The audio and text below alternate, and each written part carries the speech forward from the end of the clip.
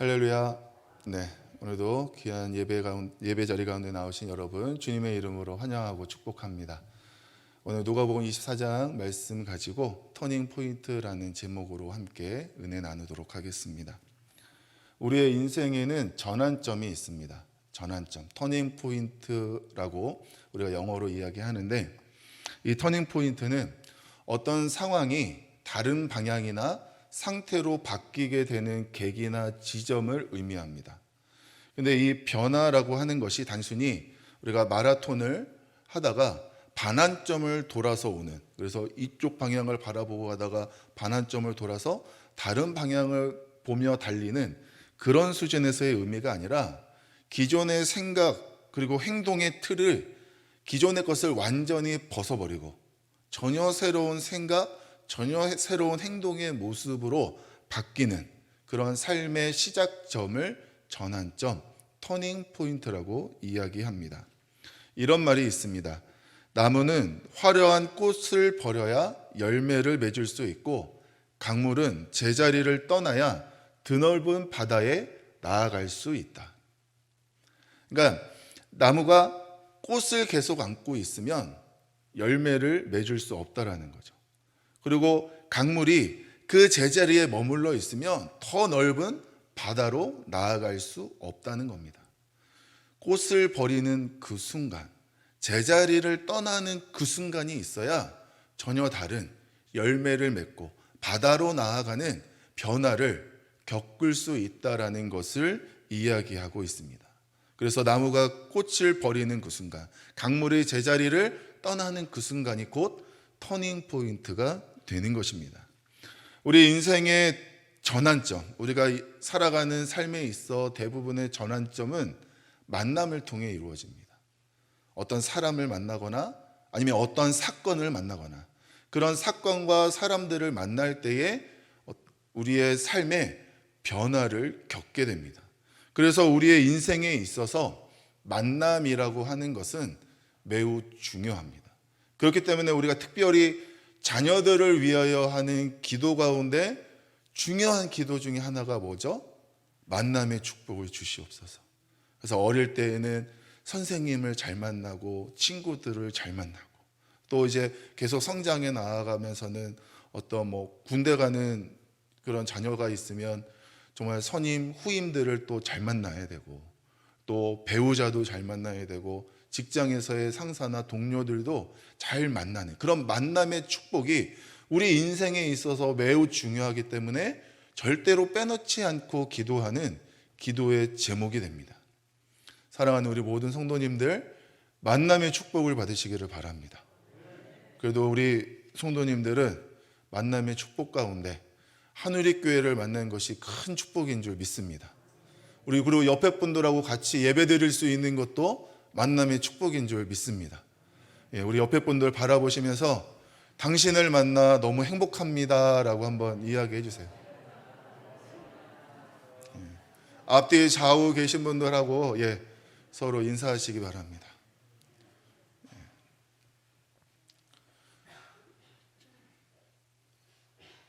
옆에 분들 만나는 것이 축복 맞죠? 아멘. 저도 하늘교회에서 사역할 수 있는 것이, 여러분들을 만난 것이 늘 축복으로 여기고 있습니다. 여러분도 저를 축복으로 여겨주시기 바랍니다.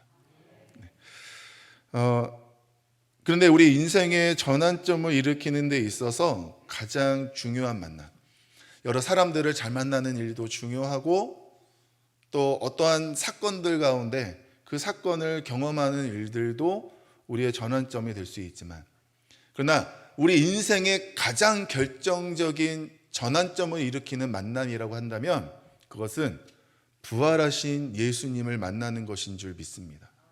그 전환점을 경험했기에 여러분이 이 금요일 이 시간도, 세상 사람들은 불타는 금요일이라고 지난 2년 동안은 불이 꺼져 있었지만, 아무튼 이제는 진짜 불이 켜져 있는 그런 상황이 다시 됐는데, 그런 시간임에도 불구하고 우리는 세상의 그런 불타는 불이 아니라 성령의 불타기 위하여 이 자리에 모인 줄 믿습니다. 그런 부활하신 주님을 만났기에 우리가 세상의 즐거움, 세상의 그런 만족을 다 버리고 이 자리에 나와 있을 수 있는 겁니다. 오늘 말씀이 바로 부활하신 주님을 만나서 인생의 전환점을 맞이한 두 사람의 이야기를 우리에게 알려주고 있습니다. 바로 엠마오로 가는 두 제자의 이야기입니다. 이 이야기는 우리가 정말 많이 들어서 알고 있는 내용입니다. 우리 그 찬양 있죠? 엠마오 마을로 가는 두 제자, 이 찬양이 있는데 그 찬양의 가사가 이 말씀을 아주 간략하게 잘 핵심적으로 우리에게 알려주고 있습니다. 그 가사를 보면 엠마오 마을로 가는 두 제자, 절망과 공포에 잠겨 있을 때 주 예수 우리들에게 나타나시사 참되신 소망을 보여주셨네. 여러분, 이 엠마오로 가는 두 제자들, 저 가사에서 보면 그들의 삶의 전환점이 되는 부분이 있어요. 터닝 포인트가 되는 부분이 있습니다. 그게 뭐죠? 자, 첫 번째 줄, 두 번째 줄, 세 번째 줄, 네 번째 줄 중에 몇 번째? 벌써 이렇게 색깔을 바꿔 놓으시면 잘하셨어요. 네. 세 번째 줄에 주 예수 우리들에게 나타나시사. 엠마오로 가는 그 두 제자에게 주님이 나타나시는 그 순간, 부활하신 주님이 나타나신 그 순간에 이들의 삶이 완전히 바뀌게 됩니다. 그 이야기가 본문 15절 말씀에 보면 15절 말씀에 그들과 동행하시나 라는 말씀이 있어요. 예수님께서 그 두 명의 제자에게 가까이 가셔서 그들과 동행하셨다. 그들과 함께하고 그들을 만나주시고 그들과 같이 공유해 주시는 삶의 시간들이 있었기 때문에 그들이 변화의 시간들을, 전환점의 시간을 겪을 수 있었다는 겁니다. 예수님께서 제자들에게 그러하셨던 것처럼 지금도 우리에게 가까이 함께 하시고 동행하시고 우리의 곁에서 늘 함께 하시는 분이 부활하신 예수님인 줄 믿으시기를 바랍니다. 그 사실을 우리가 분명히 느낄 때에 정말 부활하신 주님이 나와 함께 하신다.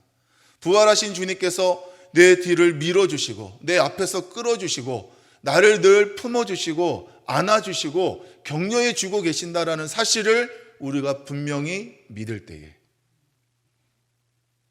우리의 삶이 놀랍도록 변화되는 줄 믿습니다. 이 엠마오 이야기에서는 많은 주제를 담고 있습니다. 그래서 여러 가지 많은 이야기들을 나눌 수 있지만 오늘 저는 이 부활하신 주님을 만나서 터닝 포인트를 경험한 이후에 두 제자의 변화된 부분들에 대해서 같이 함께 살펴보고자 합니다. 부활하신 예수님을 만난 이 두 제자가 변화되는 부분들이 있는데 그것이 첫 번째는 뭐냐면 그들의 눈이 바뀌게 됩니다.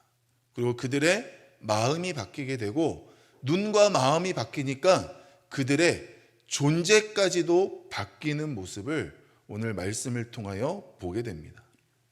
첫 번째, 이들은 눈이 변화가 됐어요.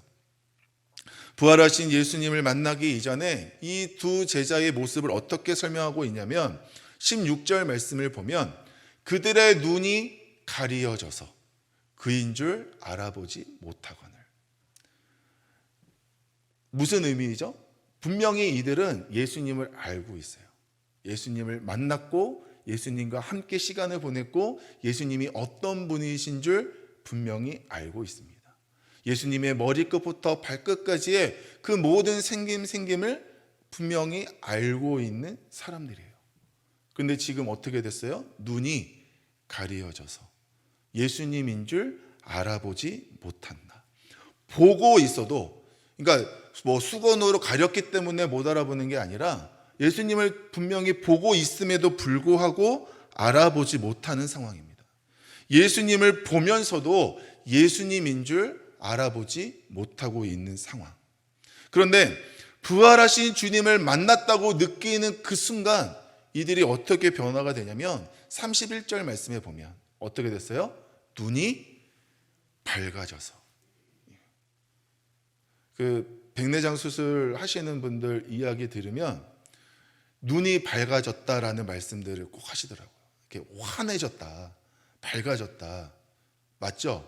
네. 그렇게 이제 백내장 수술하신 분들 말씀하시는데 저는 아직 경험해 보지 못했으나 그런 그 이상의 그런 밝아짐이 이 제자들에게 임했다라고 31절에 이야기합니다. 그래서 예수님을 알아봤다라고 말씀하고 있습니다. 그때까지 알아보지 못하던, 눈이 가려져 있어서 예수님이 바로 내 옆에 있음에도 불구하고 알아보지 못하던 그들이 부활하신 예수님임을 깨닫자마자 그들의 눈이 밝아져서 예수님을 알아보게 되었다라고 말씀하고 있는 겁니다. 여러분, 우리에게는 정말 부활하신 예수님을 알아볼 수 있는 눈이 뜨여야 됩니다. 비록 우리가 지금 예수님을 볼 수는 없으나 내 옆에 계신 것처럼 보는 것, 보이지 않으나 눈으로 보는 것처럼 느끼는 것, 그게 뭐예요? 그게 곧 믿음입니다. 그런 주님께서 보이시진 않지만 이 땅 가운데서 우리와 함께 하시는 것을 눈으로 보는 것처럼 바라볼 수 있는, 또한 예수님께서 이 땅 가운데서 우리에게 원하시고자 하시는 주님의 뜻과 주님의 섭리와 주님의 계획을 알아볼 수 있는 눈과 시각이 우리 가운데 열려야 되는 줄 믿습니다. 그래야지만 우리가 어리석은 길을 가지 않는다는 거예요. 이 두 제자가 정말 눈이 가려졌기 때문에 부활하신 주님이 어떤 일을 원하시는지를 알지 못하고 정말 낙심하여 엠마오로 갔지만 그들이 부활하신 주님을 알아보게 되자 다시 그들이 방향을 돌이켜서 예루살렘으로 가는 모습을 우리는 보게 됩니다. 여러분의 삶 가운데 함께 하시는 주님을 보시기를 바랍니다. 또한 여러분 삶 가운데 주님이 원하시는 그런 삶의 계획과 섭리와 뜻을 발견할 수 있게 되기를 바랍니다. 부활하신 주님을 만남을 통하여 여러분들의 눈이 밝게 활짝 뜰 수 있게 되기를 주님의 이름으로 축원합니다. 또한 이들이 겪은 변화는 마음의 변화를 겪었습니다. 여러분, 부활하신 주님을 만나기 이전에 이 두 제자의 마음이 어떠했습니까? 17절 말씀에 보면 그들이 두 사람이 슬픈 빛을 띠고 있었다라고 말씀하고 있습니다. 그러니까 그들의 마음이 지금 그들이 따라다니고 믿고 정말 의지했던 예수님이 십자가에 달려 돌아가시고 그 이후에 3일이 지났는데 사람들은 뭐 예수님이 무덤에 없다고 그러고 살아났다고 그러고 여러 가지 혼란스러운 이야기를 들으면서 참 그들의 마음에 정말 여러 가지 복잡한 생각을 가지고 있으면서 의욕이 떨어지고 이제 삶의 의미도 없어지고 정말 마음의 무거움과 슬픔을 가지고 엠마오로 향하는 모습을 이 17절 말씀에 슬픈 빛을 띠고 있다라고 이야기하고 있습니다. 그런데 이들이 동행하여 주시는 예수님을 통해 말씀을 듣고 정말 예수님임을 깨닫는, 부활하신 예수님을 만났다라고 느끼는 그 순간 그들의 마음이 어떻게 변화됩니까? 32절 말씀에 보면 우리 속에서 마음이 어떻게 됐다고요? 뜨겁게 불타오르는 마음으로 바뀌었다고 이야기합니다. 슬픔의 상태에서 뜨거움의 상태로, 정말 예수님의 십자가의 죽음이 이들에게는 슬픔의 이유가 되었고 낙심의 이유가 되었고 좌절의 이유가 되었고 포기의 이유가 되었지만 부활하신 주님을 만나고 나니까 그 마음이 뜨거워지고 불타오르고 의욕이 넘치는 마음으로 바뀌게 되었다라고 말씀하고 있습니다. 아무 의욕도 없는 낙심과 좌절에 빠져있던 이 두 제자의 마음에 부활하신 주님께서 그들에게 불을 질러주셨어요. 뜨거움의 마음을 허락해 주셨습니다. 여러분, 우리는 아무 의미 없이 의욕 없이 살아가는 존재가 아닙니다. 우리는 주님을 향한 사랑의 마음을 뜨거움으로 가지고 주님께 영광 돌리기 위한 삶을 살겠다라는 불타는 열정이 우리 가운데 있어야 되는 줄 믿습니다. 우리의 신앙생활이 아무 의욕 없이 그냥 하자니까 하고 뭐 그냥 마음 생기면 하고 안 생기면 안 하고 하는 듯 마는 듯 이렇듯 저렇듯 그냥 흘러가는 대로 맡기는 신앙생활이 아니라 정말 뭔가 의욕적으로 뜨겁게 정말 하자, 해보자, 할 수 있다라는 그런 뜨거움의 마음으로 감당하는 것이 우리의 신앙생활인 줄 믿습니다. 적당히 대충 그냥 있는 듯 없는 듯 그냥 술에 술 탄 듯 물에 물 탄 듯 그러한 모습으로가 우리의 신앙의 모습이 아니라 정말 확실히 바뀐 모습으로 뜨거운 모습으로 우리가 감당해야 되는 것이 우리의 신앙생활이요 우리의 삶의 모습인 줄 믿으시고 부활하신 주님께서 우리의 마음의 변화를 일으키시는 이유와 원인이 된다라는 것을 바라보면서 뜨거운 마음, 불타는 마음을 가지시기를 주님의 이름으로 축원합니다. 특별히 우리가 코로나 기간 동안 불타고 싶었으나 탈 수 없는 그냥 그런 힘들고 어려운 시간들을 보냈는데 이제 사회적 거리두기도 해제가 되고 이제는 정말 이 마스크만 아니면 더 이제 뜨거워질 수는 있으나 이제 아직 마스크의 제약은 벗을 수는 없지만 그래도 우리가 이제는 뜨겁게 우리의 신앙을 불태울 시간이 왔습니다. 믿으십니까? 네. 그래서 이제 정말 그런 불타는 모습들을 보여주시는 우리 사랑하는 우리 성도님들 되시기를 주님의 이름으로 축원합니다. 이처럼 눈이 변화되고 마음이 변화되니까 이들의 존재가 바뀌게 됩니다. 여러분 25절 말씀에 보면 예수님께서 이 두 제자들을 책망하시면서 뭐라고 말씀하시냐면 미련하고 선지자들이 말한 모든 것을 마음에 더디 믿는 자들이라고 책망하셨어요. 미련한 자들. 사실 그렇죠. 예수님이 옆에 있는데 알아보지 못하고 엉뚱한 이야기나 하고 있는 슬퍼하고 있는 이들을 바라보면서 참 예수님이 어떤 마음이 들겠어요. 그래서 한마디 하셨습니다. 미련한 자들. 여러분 예수님께 이 이야기를 듣지 않게 되기를 바랍니다. 저와 여러분들이 절대로 이 미련한 자들 이런 소리 안 들을 수 있게 되기를 축원합니다. 근데 이 예수님으로부터 미련한 자들이라고 책망받았던 이들이 눈이 밝아지고 마음이 뜨거워지니까 어떻게 됩니까? 여러분 33절부터 35절까지의 말씀 내용은 뭐냐면 그들이 예수님을 아는 그 순간부터 다시 일어나서 예루살렘으로 돌아가 제자들에게 내가 예수님을 만났다라고 이야기하는 내용이 기록되어져 있습니다. 35절 말씀에 보면 자기들에게 알려지신 것을 말하더라. 그러니까 지금 내가 만난 예수님을 전하지 않고서는 견딜 수 없는 뜨거움이 생겼기 때문에 제자들에게 그 직시로 가서 내가 예수님을 만났다고 부활하신 예수님을 만났다고 제자들에게 가서 전한 겁니다. 책망받는 존재에서 미련하다고 책망을 받았던 이 존재들이 예수님을 전할 수 있는 예수님을 알릴 수 있는 그러한 사람으로 바뀐 것입니다. 특별히 여러분 33절 말씀에 보면 곧 그때로 일어나 예루살렘에 돌아가 보니 라는 말씀이 있어요. 곧 그때로 일어나 예루살렘에 돌아가 보니 곧 그때로 여러분 이 이야기가 매우 중요한데 먼저 29절 말씀에 보면 곧 그때 나오는 얘기가 뭐냐면 이미 날이 기울었어요. 그러니까 이제 사람들이 이제 걸어서 이동할 수 있는 시간이 이미 지났습니다. 저녁이 되고 이제 잠잘 시간이 가까이 된 거죠.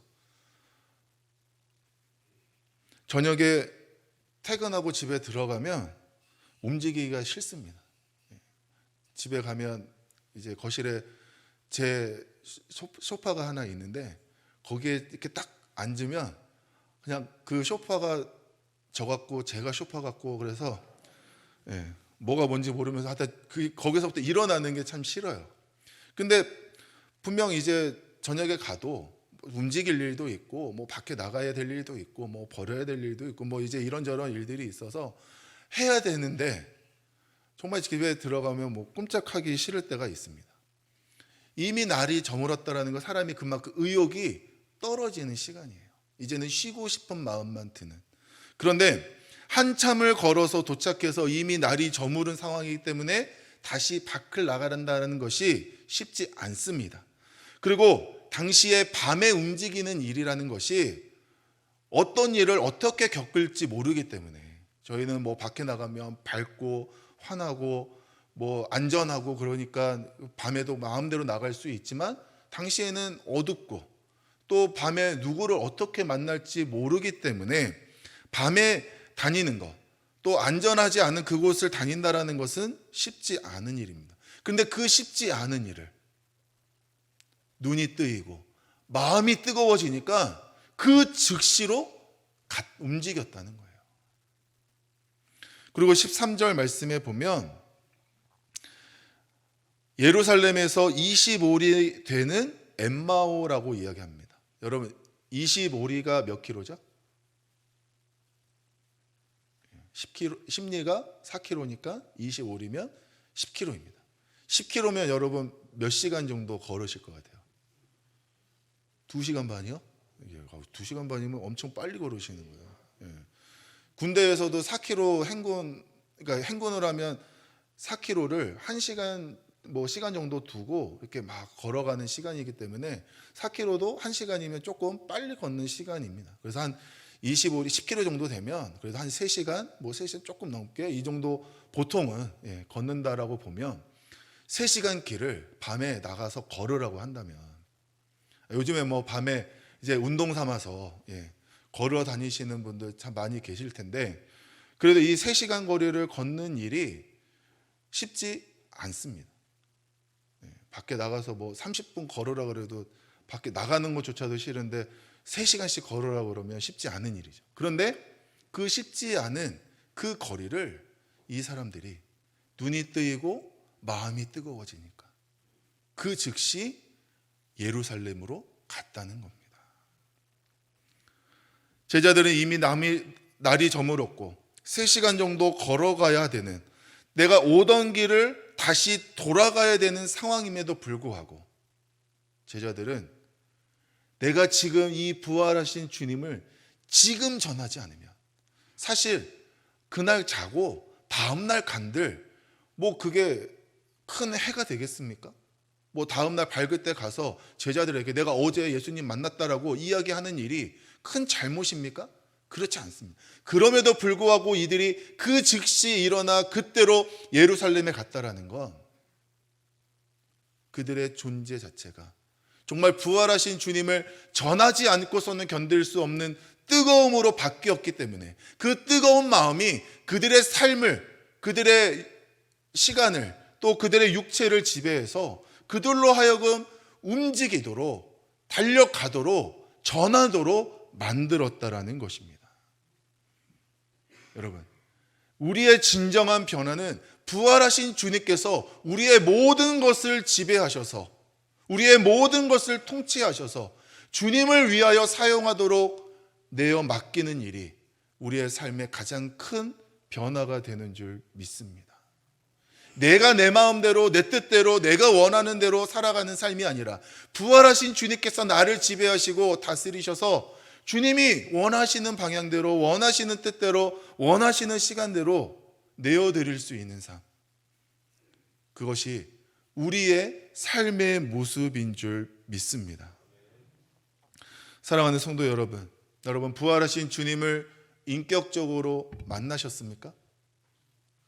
여기서 인격적으로 만났다라는 것은 뭐냐면 예수님에 관해서 아는 것이 아니라 예수님을 아는 것을 의미합니다. 어떻게 보면 이 엠마오로 가는 두 제자는 예수님을 모르는 사람들이 아니었어요. 예수님이 어떤 존재인지도 성경 말씀 읽어보면 이들이 어떻게 고백하는지 예수님에 대하여 이야기하는지 잘 나와 있습니다. 예수님에 관해서 잘 알고 있었던 사람들이었어요. 그러나 이들은 예수님을 몰랐습니다. 예수님이 왜 이 땅 가운데, 예수님이 이 땅 가운데서 무엇을 원하셨는지를 정확히 알지 못하는 사람이었어요. 그냥 예수님에 대한 지식적인 거는 있었으나 정말 예수님을 통하여 그들의 생각과 그들의 마음과 그들의 삶이 변화되는 일을 경험하지 못했다는 겁니다. 내가 누군가를 아는 지식은 그냥 지식적인 것으로 나에게 머물러 있으나 정말 내가 누군가를 만나서 내가 그를 통하여 그와의 교제를 통하여 영향을 받는다면 그 사람을 통해 내 생각도 바뀌게 되고 내 마음도 바뀌게 되고 나의 삶도 바뀌게 됩니다. 마찬가지로 예수님을 이들이 올바르게 알았더라면 예수님이 주시고자 하시는 그 뜻을 통하여 분명히 바뀐 삶을 살아야 했을 텐데 이들은 예수님에 관해서만 알았기 때문에 지식적으로만 알았기 때문에 그들의 삶에 예수님이 영향을 주지 못했고 그래서 그들은 엠마오로 갈 수밖에 없었습니다.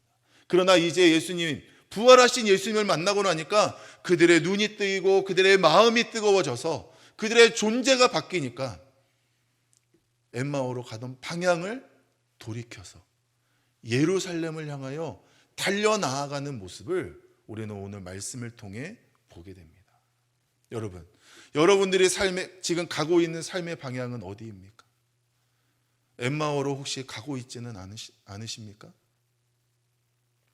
정말 슬픔에, 낙심에, 좌절에, 의욕 없는 삶의 모습을 통해 정말 내가 예수님을 안다라고 이야기하지만 또 예배의 자리를 지키고 봉사의 자리를 지키고 그러면서 내가 그리스도인인 모습은 가지고는 있으나 정말 눈이 여전히 가리워져 있고 마음에는 슬픔으로 무거워져 있어서 정말 부활하신 예수님을 만난 그런 변화된 모습이 아니라 여전히 세상 가운데 매여져 있는 모습으로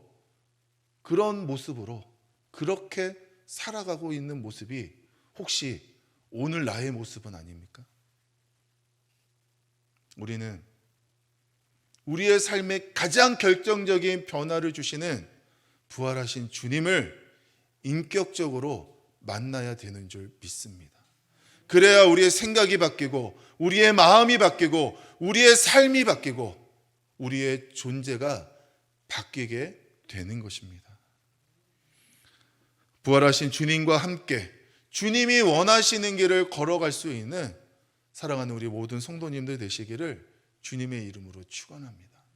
부활하신 주님이 우리의 삶의 전환점이 된다라는 것을 기억하시고 혹시 내가 엠마오로 가는 것과 같은 삶의 순간을 맞이한다면 누구를 만나야 됩니까? 부활하신 주님, 내 눈이 가리워져 있는데 뜨게 하여 주시고 내 마음이 슬픈데 뜨겁게 만들어 주셔서 정말 부활하신 주님과 함께 걸어갈 수 있는 부활하신 주님을 위하여 뜨겁게 일할 수 있는 그런 주님의 사람이 될 수 있게 해달라고 날마다 간구하며 기도하시는 사랑하는 우리 모든 성도님들 되시기를 주님의 이름으로 축원합니다.